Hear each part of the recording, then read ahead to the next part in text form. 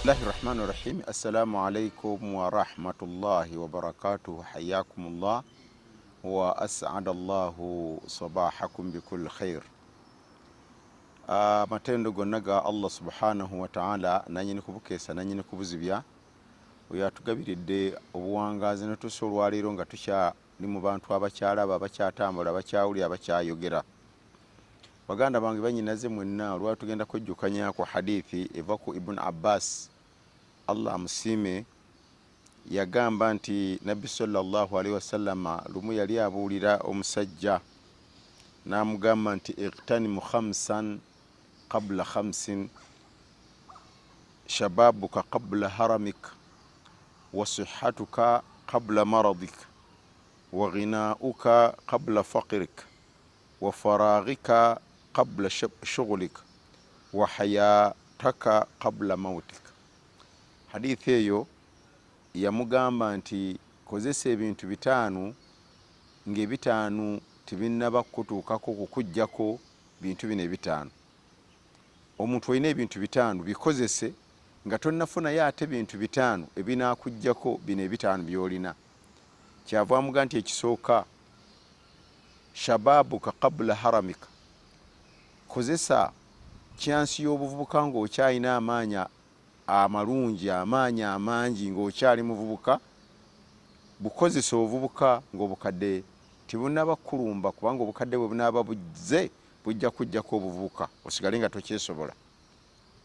Ekyokubiri n'amugamba sihhatuka qabla maradik, beera ng'okozesa obulamu nga tonnalwala, kubanga bw'oba olwadde waliwo emirimu gy'otasobola kukola. Kati kozesa kyansi eno ng'okyali mulamu tonnalwala obulwadde nga tebunnaba kukujjako bulamu. Kyava amuga nti wa ghinauka qabla faqrika, okozese obugagga bw'olina, ekyo ky'olina okitoolemu mu kkubo lya Allah nga tekinnakuggwako okubeera ng'oweddemu. N'agandi wa faraghaka, kozesa obudde ng'okyalina akadde, okyalina emirembe, okyalina ebiseera qabla shughulika, nga tonnabeera kubeera bize. Ekyokutaano n'amuga nti wa hayatuka, kozesa obulamu bwo qabla mautika, nga tonnaba kufa. Ebintu ebitaanu ebyo Nabbi sallallahu alaihi wasallam kyali atugezaako okutusomesa kukulaga nti olina ebyengera bitaanu, naye omulala oyinza obutabirabanga byengera, oyinza obutabirabanga bya bbeyi, bimala kuggwaako bimala kuvaako n'obeera nga olaba omugaso gwabyo.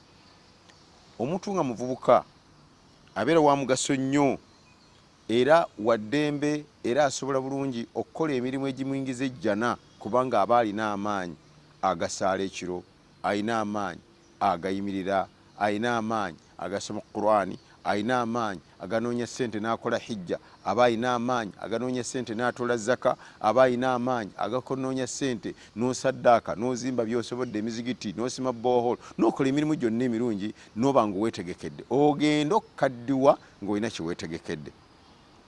N'agamba nti sihhatuka, omuntu ng'oli mulamu osobola okukola emirimu gyonna, osobola okusiiba, naye bw'olwala alusa, bw'olwala sukaali, bw'olwala puresha, waliwo ibaada gy'oba tokyasobola kukola.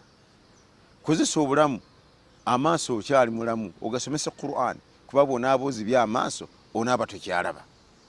Ne ku muzigiti gwennyini nga weetaagisa kukwata ku mukono, so bw'oba okyali mulamu ebiyungo bwo biramu osobola obikozesa. Kyava amuga nti wa ghinauka qabla faqrika, waayo ekyo ky'olina. Bwe tugamba okuwaayo, omuntu ayinza okugamba nti oba bagamba bano abalina amaduuka ga holosero, oba bagamba bano abalina amamotoka, nze nina kaki? Nedda. Embeera yonna gy'olina, oba olina kikolo kya muwogo, tikikugaana kusima kikolo ekyo n'oggyako omunwe gumu n'oguwa omuntu akuli wansi ali mu bwetaavu bw'ekitundu ky'omunwe. Eri omwetaavu ye ng'ate ye n'omunwe ogw'eryenvu gumukolera gw'ate n'olina kiwagu. Kyova olaba nti okuwaayo kuno kwetaagisa muntu kutoola nniya. Kyova olaba nti omuvubuka mu hadithi emu Nabbi sallallahu alaihi wasallam yagamba sab'atun yudhilluhumullahu fi dhillihi yawma la dhilla illa dhilla. Mu hadithi Abi Huraira radhiyallahu anhu Nabbi atutegeeza nti abantu ba mitendera musanvu abagenda okweyagalira mu kisiikirize kya Allah yaumul qiyama lwatagenda kubeera kisiikirize kirala kyonna. Naye yateekamu washaabun nashaa fi ibati rabbihi, nti n'omuvubuka eyawangalira ku busiraamu n'awangalira kukola emirimu gya Allah ajja kubeera mu kisiikirize ekyo. Omuntu ng'okozeseza obuvubuka bwo bukutuusa mu ddaala erya waggulu n'osobola okubeera mu kisiikirize kya Allah subhanahu wa ta'ala. Nabbi yagenda maaso n'amugamba nti wa faraghika qabla shughulika, omuntu oyinza okuba ng'olinaawo n'ebiseera n'obyonoona bwonoonyi, n'obimalira mu mupiira, n'obimalira mu zzaala, n'obimalira mu matatu, n'obimalira mu mboozi, ate ne bukeera enkya ng'ofunye omulimu naye nga bakukoze kanagguluba, tolina nakadde, oli bize. Kati ky'otaasobola kukolera mu kaseera kali ng'okyalina obudde oba tokyakikoze. Nabbi wano kyava atuwa amagezi n'agamba wa faraghika, obudde ng'okyabulina bukozese nga tonnabeera bize. Kyavaga nti wa hayatuka qabla mautika, kozesa obulamu nga tonnaba kufa, kuba bw'onaaba ofudde onaaba tokyalina kyakukola. Abaafa beegomba badde ku nsi kuno at least asaaleyo esswala emu naye nga tekikyasobola, yeegomba adde ku nsi kuno wakyasibeyo olunaku lumu naye nga tekikyasoboka, yeegomba adde ku nsi kuno abeeko akalimu konna kaakola ayongere ku egyo gy'agenze nagyo, naye nga takyasobola kubanga essaawa y'obulamu yamuggwako, kati ali mu ssaawa yakufa.